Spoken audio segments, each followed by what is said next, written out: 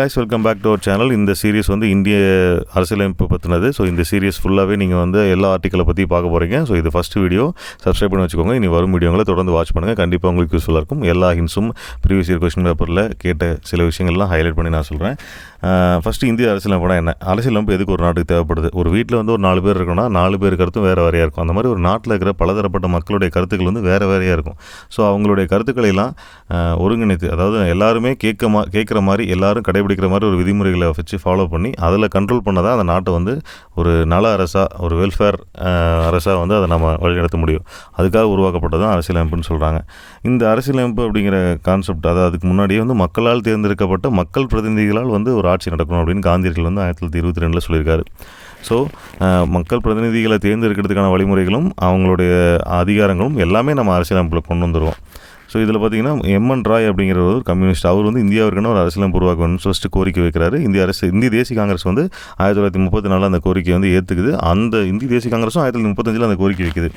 So அதுக்கப்புறம் வந்து British government வந்து இந்திய அரசு சட்டம் அப்படின்னு சொல்லிட்டு ஒரு சட்டத்தை உருவாக்குறாங்க 1935. அதில் வந்து அதனுடைய பெரிய முக்கிய தாக்கம் தான் வந்து இந்திய அரசியலமைப்புடையது. ஸோ அதுலேருந்து நிறையா நம்ம அந்த ஃபெடரல் அமைப்பு இதெல்லாம் நம்ம சிஸ்டம் அதெல்லாம் எடுத்துருக்கோம் நம்ம அதிலேருந்து. ஸோ அது பின்னாடி பார்க்கலாம். ஃபஸ்ட்டு வந்து ஒரு டிராஃபிக் கமிட்டி அரசியலமைப்பு வரைவுக்குழு உருவாக்குறாங்க 1947 ஆகஸ்ட் 29 அதில் வந்து 7 நபர்கள் இருக்காங்க, தலைமை உட்பட. தலைவர் வந்து உங்களுக்கு தெரியும், டாக்டர் B.R. அம்பேத்கர்.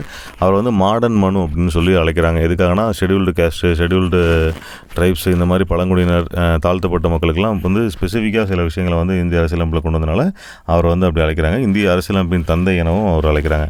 1949 நவம்பர் 26 வந்து அரசியலமைப்பு ஏற்றுக்கொள்ளப்பட்டு 1950 ஜனவரி 26 நடைமுறைக்கு வருது. 395 விதிகள் இருக்குது. ஆரம்பத்தில் 8 அட்டவணை இருக்குது. ஸோ இப்போல்லாம் நிறைய அப்டேட்ஸ் இருக்குது. நம்ம பின்னாடி ஆர்டிகல்ஸ்லாம் பார்க்கும்போது அடுத்த வீடியோஸில் பார்க்கலாம். 1930 ஜனவரி 26 பூர்ண சுயராஜ்யம் அடைந்தது. அதாவது ஜனவரி 26 ஏன் சூஸ் பண்ணாங்க? 1950 இதை வந்து நடைமுறை கொண்டு வரதுக்கு ஏற்கனவே ஜனவரி 26 1930 வந்து நாடு பூர்ண சுயராஜ்யம் அடைந்ததாக அறிவிக்கப்பட்டது. இந்த அறிவிப்புக்கான முடிவு எங்கே எடுக்கப்பட்டது அப்படின்னா 1929 டிசம்பர் 19 லாகூர் காங்கிரஸ் மாநாட்டில் ஜவஹர்லால் நேரு தலைமையில் நடந்தது. அந்த காங்கிரஸ் மாநாட்டில் வந்து எடுக்கப்பட்டது. ஸோ அந்த காங்கிரஸ் மாநாட்டில் எடுத்த முடிவுனால தான் இவங்க வந்து அறிவிக்கிறாங்க 1930 ஜனவரி 26. அடுத்த அரசியலமைப்பு குழு 1946 டிசம்பர் 9 முதல் 1950 ஜனவரி 24 கடைசி கூட்டம், எல்லோரும் சைன் பண்ணுறதுக்கான கூட்டம். அது வரைக்கும் வந்து அந்த கூட்டம் கூடுது. 2 ஆண்டுகள் 11 மாதம் 18 நாட்கள் வந்து அந்த அரசியலமைப்பு குழு வந்து கூடுது. மொத்தமாக அவ்வளோ நாட்கள் வந்து அவங்க வந்து அந்த மீட்டிங்கை போட்டு அதை உருவாக்கியிருக்காங்க அப்படின்னு சொல்கிறாங்க. அடுத்து இந்திய அரசியலமைப்பின் மூலங்கள், அதாவது சோர்ஸ் ஆஃப் இந்தியன் கான்ஸ்டியூஷன். நிறைய சோர்ஸ் நம்ம வெளிநாடுகள்லேருந்து நம்ம எடுத்திருக்கோம் அவங்களுடைய அரசியலமைப்பிலேருந்து. அது ஒன்று ஒன்றா பார்க்கலாம். இந்திய அரசு சட்டம் நம்மளுது பிரிட்டிஷ் கவர்மெண்ட்டில் போட்டது 1935. அதிலிருந்து பார்த்திங்கன்னா கூட்டாட்சி முறை, அடுத்தது ஆளுநர் அலுவலகம், நீதித்துறை, பணியாளர் தேர்வாணையம், அவசர சட்டம், நிர்வாக விவரங்கள், இது தொடர்பான வந்து சரத்துக்கள் எல்லாம் வந்து நம்ம இந்திய அரசு சட்டத்திலேருந்து எடுத்திருக்கோம். அடுத்து பிரிட்டிஷ்லேருந்து என்ன எடுத்துருக்கோன்னா parliament and special rights of parliament, அதாவது சிறப்பு உரிமைகள்னு சொல்லுவோம். அடுத்து சட்டத்தின் வழி ஆட்சி, சட்டத்தின் வழி தான் ஒரு ஆட்சி நடக்கணும் அப்படிங்கிற ஒரு கான்செப்ட். அடுத்து சட்டமன்ற நடைமுறைகள், அப்புறம் ஒற்றை குடியுரிமை, அடுத்து அமைச்சரவை குழு அமைப்பு, தனிச்சிறப்பு உரிமைகள், ஈரவை அமைப்பு வந்து அதிலிருந்து எடுத்துருக்கோம். அடுத்து USA எடுத்துட்டிங்கன்னா அடிப்படை உரிமை, என்னென்ன உரிமைகள் இருக்குன்னு சொல்லிட்டு நம்ம பின்னாடி டீட்டெயிலாக பார்ப்போம். ஸோ அடிப்படை உரிமைகள் வந்து நம்ம யூஎஸ்ஏலேருந்து எடுத்திருக்கோம். அடுத்து நீதித்துறை சுதந்திரம், ஒரு நீதித்துறை சுதந்திரமாக இருக்கணும் இல்லையா, அது வந்து எந்த ஒரு அரசியல் தலையீடு இல்லாமல் இருக்கணும். ஸோ அந்த மாதிரி கான்செப்டே அதை வந்து எடுத்திருக்கோம். நீதி புனராய்வு, அடுத்து அது ரெட்டுன்னு சொல்லுவோம். அடுத்து குடியரசுத் தலைவருங்கிற டேர்மு, அடுத்து உச்ச மற்றும் உயர்நீதிமன்ற நீதிபதிகள் பதவி நீக்க முறை, துணை குடியரசுத் தலைவர் பதவி.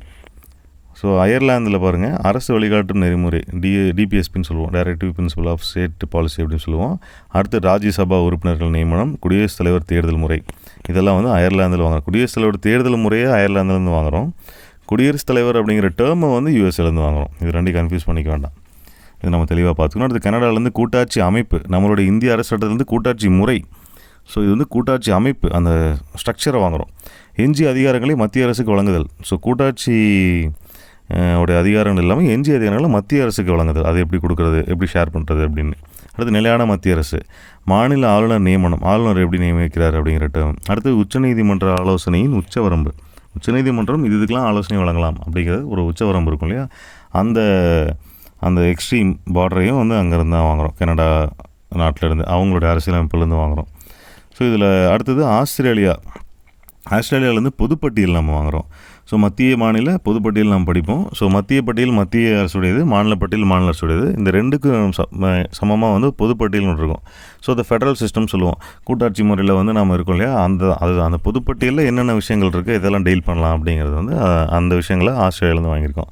அடுத்து வர்த்தகம் மற்றும் வணிக சுதந்திரம், ட்ரேட் அண்டு கமர்ஷியல் இண்டிபெண்டன்ஸ் அப்படின்னு சொல்லுவோம். ஸோ அதை வந்து அங்கேருந்து தான் வாங்கியிருக்கோம். ஒரு நாடுங்கிற மாதிரி மாநிலங்களுக்கு இடையேயான வர்த்தகங்கள் வந்து சுதந்திரம் இருக்கணும் அப்படிங்கிற டேர்மை வந்து அங்கேருந்து தான் வாங்கியிருக்கோம். இரு அவை கூட்டு அமர்வு, 2 அவை வந்து எந்த ரீசனுக்காக கூடலாம், 2 அவையும் கூடி ஒரு முடிவு எடுக்கும். இந்த ரீசனுக்காக இதெல்லாம் இந்த 2 அவையும் கூடலாம் அப்படிங்கிறது வந்து அந்த டேர்மை வந்து ஆஸ்திரேலியா. ஜெர்மனி வெய்மர், அடிப்படை உரிமையை அவசர காலத்தின் போது நிறுத்தி வைத்தல். சில அடிப்படை உரிமைகளை வந்து அவசர காலத்தின் போது நிறுத்தி வைப்போம். அது என்னென்னங்கிறது ஜெர்மனியிலேருந்து வாங்கியிருக்கோம். சோவியத் ரஷ்யாவிலேருந்து அடிப்படை கடமைகள், முகவரை நீதி. அடுத்தது தென்னாப்பிரிக்காவிலேருந்து சட்ட திருத்தம், இது முக்கியமானது. அமெண்ட்மெண்ட் வந்து தென்னாப்பிரிக்காவிலேருந்து வாங்கியிருக்கோம். ராஜ்யசபா உறுப்பினர்கள் எப்படி தேர்ந்தெடுக்கிறது அதை தென்னாப்பிரிக்காவிலேருந்து வாங்கியிருக்கோம். அடுத்து ஜப்பானில் பாருங்கள், சட்டத்தால் நிறுவப்படும் வழிமுறைகள். ஒரு சட்டத்தால் வந்து கரெக்டாக ஒரு சட்டம் இயற்றணும் அப்படின்னா அது கரெக்டான வழிமுறையில் நம்ம பயன்படுத்தியிருக்கோமா, கரெக்டான விதிமுறைகளை பயன்படுத்தி தான் அந்த சட்டத்தை இயற்றியிருக்கோமா அப்படிங்கிறதெல்லாம் வந்து அந்த டேர்ம் சொல்லும். ஸோ இதில் பாருங்கள், ஜப்பானோடைய அரசியலமைப்பு விதி 31, இந்திய அரசியலமைப்பு விதி 21, ரெண்டுமே ஈக்குவல்னு சொல்கிறாங்க. அதாவது பர்சனல் லிபர்ட்டி அண்ட் லைஃப், தனி மனித சுதந்திரம் மற்றும் வாழ்வு, அதுக்கான பாதுகாப்பு கொடுக்குறது. அடுத்து பாருங்கள், இந்திய அரசியலமைப்பின் சிறப்பியல்புகள். இது ரொம்ப முக்கியமான டாப்பிக்கு. இது வந்து ஒரு மெயின்ஸ் கொஸ்டினாகவே கேட்டிருக்காங்க. ஸோ இந்த டாப்பிக்லாம் படிச்சிங்கன்னா நாமளே எழுதிடலாம். நீளமான எழுதப்பட்ட அரசியலமைப்பு, இது ஒரு நீளமான அதாவது லென்த்தியாக எழுதியிருக்காங்க. நிறைய விஷயங்கள் நம்ம உள்ள கொண்டு வந்திருக்கோம் இல்லையா, எழுதப்பட்ட அரசியலமைப்பு. அடுத்து பல்வேறு நாடுகளின் அரசியலமைப்பின் மூலங்களிலிருந்து பெறப்பட்டது. இப்போ முன்னாடியே பார்த்தோம், ஏன் மற்ற நாடுகள்லேருந்து வாங்குகிறோம் அப்படின்னா, அது வந்து வளர்ந்த நாடுகள், அந்த நாடுகள் வந்து நல்ல அவங்களுடைய அரசை வழி நடத்திட்டு வராங்க. அவங்ககிட்டருந்து நம்ம வாங்கி அதை நம்ம ஃபாலோ பண்ணும்போது கண்டிப்பாக நம்ம நாடும் வளர்ந்த நாடாக மாறதுக்கு வாய்ப்பு இருக்குது. அதனால தான் நம்ம அந்த மாதிரி வாங்கி யூஸ் பண்ணியிருக்கோம். அடுத்து நெகிழும் மற்றும் நெகிழாத்தன்மை. நெகிழாத்தன்மைனா என்னங்க அப்படின்னா, ஒரு சில சட்டங்களை வந்து சாதாரண பெரும்பான்மையிலேயே நம்ம மாற்றிடலாம். சில சட்டங்கள் வந்து ரொம்ப ஸ்ட்ராங்காக இருக்கும். அதை வந்து மக்களுக்கு நல்லதா இல்லையாங்கிறத ஆராய்ஞ்சு தான் நம்ம மாற்ற முடியும். அதுதான் நெகிழாத்தன்மை. ஒற்றையாட்சி சார்புடைய கூட்டாட்சிங்கிறோம். அப்புறம் ஒற்றையாட்சி சார்புடைய கூட்டாட்சினா எல்லாரும் சேர்ந்து வந்து இயங்குறது தான். பட் ஒற்றையாட்சி சார்புடையனா தலைமை ஒன்று தான் இருக்கணும். அவங்க சொல்கிறத நம்ம ஃபாலோ பண்ண போகிறோம். நமக்கான சுதந்திரத்தையும் அவங்க கொடுக்குறாங்க சில விஷயங்களில். ஸோ அதுதான் வந்து ஒற்றையாட்சி சார்புடைய கூட்டாட்சி அமைப்பு. அடுத்தது வந்து பாராளுமன்ற ஆட்சி முறை, வெஸ்ட்மினிஸ்டர் மாடல்னு சொல்லுவோம். அதாவது பிரிட்டிஷுடைய பாராளுமன்ற அமைப்பு, அதை தான் நாமளும் ஃபாலோ பண்ணுறோம். அப்புறம் பாராளுமன்ற இறையாண்மை என்னென்னா, யாராலும் முறியடிக்கப்படாத ஒரு அதிகாரம். அதுதான் வந்து பாராளுமன்றத்துக்கான அதிகாரம். அதான் இறையாண்மைங்கிறதுக்கான மீனிங் அதுதான். ஸோ பாராளுமன்ற இறையாண்மை மற்றும் நீதித்துறை மேலாண்மையின் இணைவு. நீதித்துறை மேலாண்மை நினைவு அப்படிங்கிறது என்னென்னா, ஒரு பாராளுமன்றத்தில் ஒரு மசோதா சட்டமாகுது அப்படின்னா அந்த சட்டம் வந்து இயற்றப்பட்டது சரிதானா இல்லையாங்கிறத ஆராயறதுக்கான அதிகாரத்தை வந்து நீதித்துறைக்கு இருக்குது. ஸோ அதை தான் வந்து ரெண்டும் வந்து கம்பைன்ட் அப்படின்னு சொல்கிறாங்க. அது சுதந்திரமான ஒருங்கிணைந்த நீதித்துறை அப்படிங்கும்போது நம்மளோட அது ஒருங்கிணைந்திருக்கு. அப்புறம் சுதந்திரமான அமைப்பு என்னன்னா, அரசியல் தலையீடு ஏதும் இருக்காது, மற்ற எந்த ஒரு அதிகாரத்தோட தலையீடும் நீதித்துறையில் இருக்காது. ஸோ கீழே இருந்து மாவட்ட நீதிமன்றங்கள்லேருந்து உச்சநீதிமன்றம் வரைக்கும் அது ஒருங்கிணைந்து இருக்கும். ஸோ அதுதான் வந்து சுதந்திரமான ஒருங்கிணைந்த நீதித்துறை. இவ்வளோ ஃபெசிலிட்டிஸ் நம்ம அது கொடுத்துருக்கோம். அடுத்து அடிப்படை உரிமைகள், நமக்கே தெரியும் என்னென்ன ரைட்ஸ் இருக்குது நமக்கு அப்படின்னு சொல்லிட்டு. ஸோ அதை பின்னாடி வர வீடியோஸில் பார்க்கலாம். ஸோ இந்த அடிப்படை உரிமைகளில் வந்து ஒரு ஸ்பெஷல், அதாவது அந்த சிறப்பியல்புகள் வந்து ஒரு முக்கியமானது அப்படின்னு சொல்லலாம். அடுத்தது அரசிற்கு வழிகாட்டும் நெறிமுறை கோட்பாடுகள். இதை வந்து டாக்டர் பிஆர் அம்பேத்கர் வந்து முக்கிய அம்சம் அப்படின்னு சொல்கிறாரு. ஏன்னா அரசுக்கு வழிகாட்டும் நெறிமுறை கோட்பாடுகள் நமக்கு வந்து நம்ம எப்படி நடந்துக்கணும் அப்படின்னு சொல்கிறதுக்கு ஒரு கைட்லைன் இருந்ததுன்னா நம்ம அதை படித்து பார்த்து நம்ம கரெக்டாக நடந்துக்க போகிறோம் அப்படிங்கிறது தான் அந்த கான்செப்ட். அரசிற்கு வழிகாட்டும் நெறிமுறை கோட்பாடுகள். ஸோ எவ்வளோ அழகாக அதை வார்த்தைப்படுத்தியிருக்காங்க பாருங்கள். அடுத்து அடிப்படை கடமைகள், என்னென்ன கடமை வந்து ஒரு குடிமகனுக்கு இருக்கணும் அப்படிங்கிறது. அடுத்து சமயச்சார்பற்ற அரசு, எந்த சமயத்தையும் வந்து அரசு வந்து தூக்கி வச்சு கொண்டாடாது. ஸோ எல்லாருக்கும் சமநீதி, அதுதான் அது கான்செப்ட். அடுத்து வயது வந்தோர் வாக்குரிமை 18 வயசு ஆனால் தான் வாக்குரிமை. அதாவது 18 வயசு ஆனால் எல்லாருக்குமே வாக்குரிமை. அதுதான் வந்து அதில் இருக்கிற கான்செப்ட். அடுத்து ஒற்றை குடியுரிமை.